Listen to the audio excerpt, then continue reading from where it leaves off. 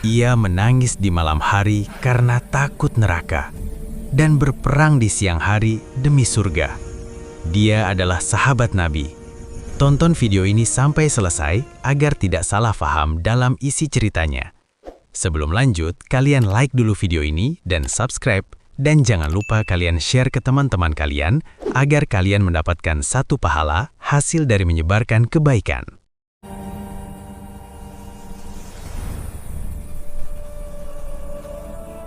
Malam itu Madinah tenang.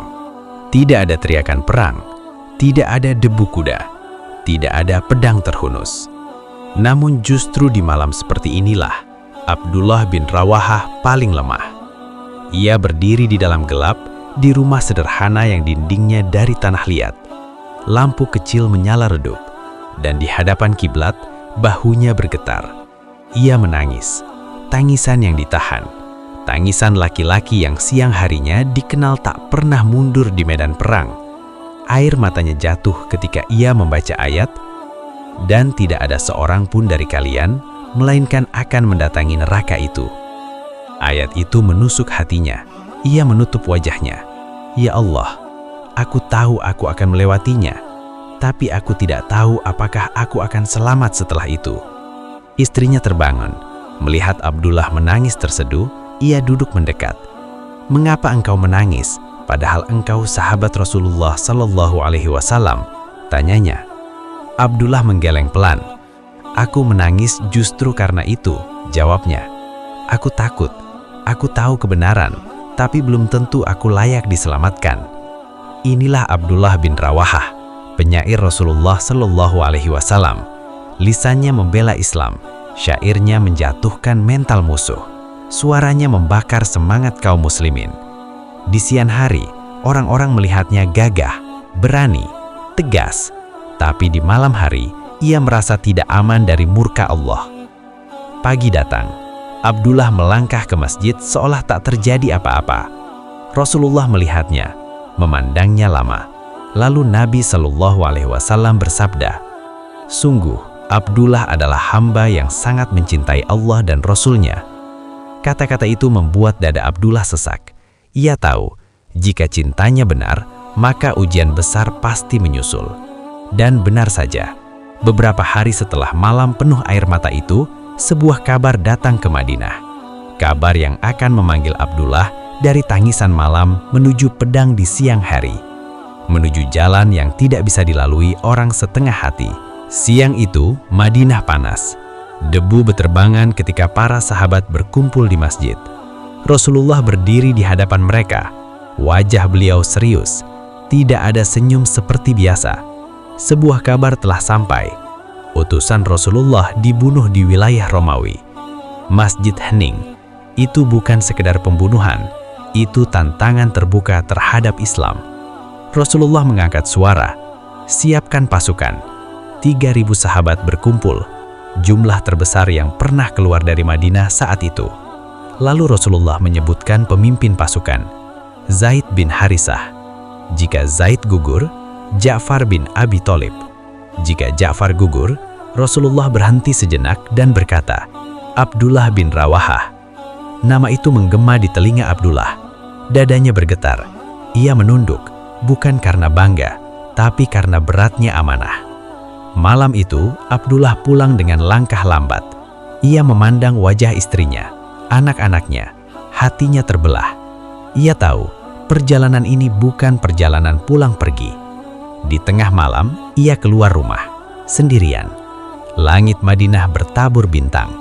Abdullah mengangkat tangannya. "Ya Allah, Engkau tahu aku tidak keluar untuk dunia. Jangan Engkau biarkan niatku ternoda." Namun ada satu hal yang masih mengikatnya, cinta dunia yang tersisa. Ia takut, bukan takut mati, tapi takut meninggalkan yang dicintai. Pagi hari, pasukan bersiap. Tangis perempuan dan anak-anak pecah di Madinah. Ketika Abdullah hendak berangkat, istrinya menggenggam tangannya. "Jika engkau gugur," katanya dengan suara gemetar, "doakan kami di sisi Allah." Abdullah menahan air mata. "Aku akan berusaha," jawabnya. Dalam perjalanan menuju Mu'tah, datang kabar yang menggoncangkan pasukan. Jumlah musuh puluhan ribu. Sebagian sahabat terdiam, sebagian wajah pucat. Malam itu, api unggun menyala, hening, dan di tengah keheningan, Abdullah berdiri. Ia menghunus pedangnya ke tanah. "Wahai manusia, demi Allah, kita tidak keluar karena jumlah, kita keluar karena kebenaran ini." Ia mengangkat kepalanya. Salah satu dari dua kebaikan menanti kita, kemenangan atau syahid. Kata-kata itu menghidupkan kembali hati yang hampir padam. Namun hanya Abdullah yang tahu bahwa di balik suara lantangnya, ia masih harus menaklukkan ketakutan terakhir di dalam dadanya. Dan esok hari, ketakutan itu akan berhadapan langsung dengan pedang dan darah. Pagi itu, tanah Mu'tah bergetar. Debu naik ke udara.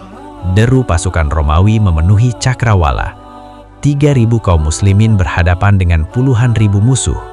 Tidak ada jalan mundur. Panji Islam berada di tangan Zaid bin Harisah. Ia maju tanpa ragu. Pedang beradu, anak panah melesat. Dan tak lama kemudian, Zaid gugur. Panji hampir jatuh.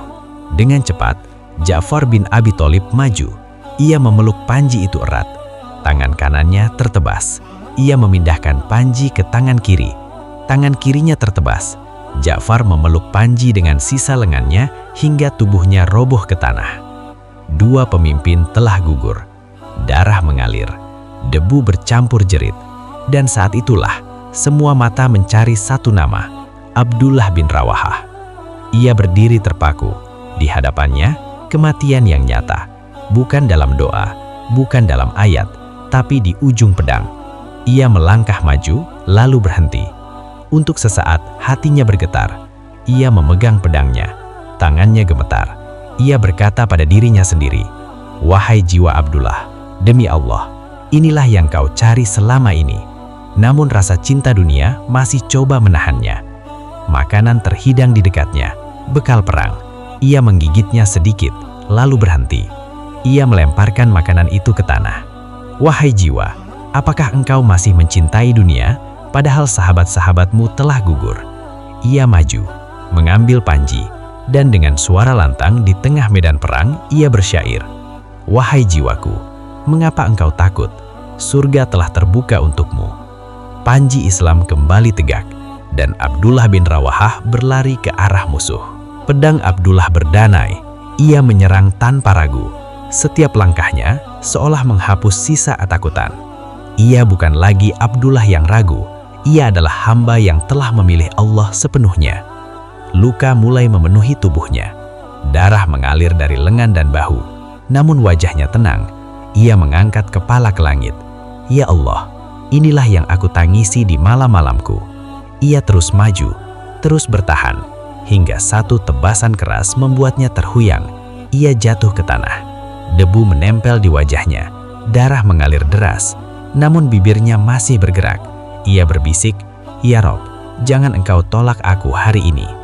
Pedang terakhir menghantam tubuhnya, dan Abdullah bin Rawahah gugur sebagai syahid. Di Madinah, Rasulullah sedang duduk bersama para sahabat. Tiba-tiba wajah beliau berubah. Dengan mata berkaca-kaca, Rasulullah Shallallahu Alaihi Wasallam bersabda, "Zaid telah gugur." Lalu Ja'far, lalu Abdullah bin Rawahah. Para sahabat menangis. Rasulullah melanjutkan, "Kini Allah telah memberi mereka pengganti, 2 sayap untuk terbang di surga." Tangisan Abdullah di malam hari telah dijawab Allah. Ketakutannya telah ditebus. Perang Mu'tah telah usai. Pasukan Islam kembali ke Madinah dengan luka, kehilangan, dan kisah yang akan dikenang sejaman-zaman.